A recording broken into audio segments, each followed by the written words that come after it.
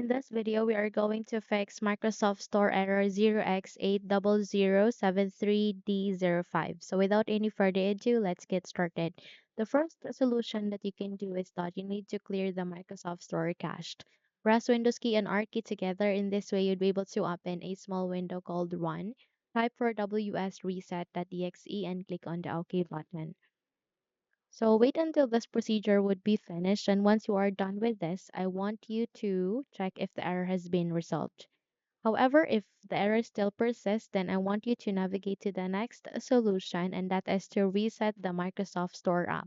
So please close the windows being opened and navigate at the search box, type for Store.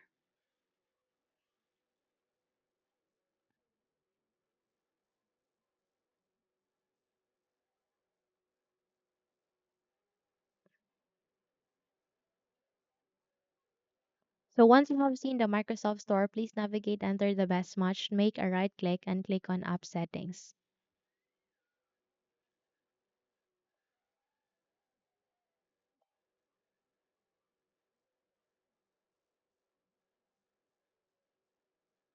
Then from here, please scroll down and click on Reset and click on Reset again to confirm your action. So wait until you'd be able to reset the Microsoft Store app successfully. And once you have resetted it, try to check if the error has been resolved, okay? But if not, then you need to proceed to the next step, okay? And that is to re-register the Microsoft Store. So I want you to copy the command that I have given at the YouTube description, this one. Control C to copy. Once you have copied, you need to navigate at the search box, type for PowerShell. Then if you will see a best match, which is the Windows PowerShell, please proceed to the right side and run it as an administrator.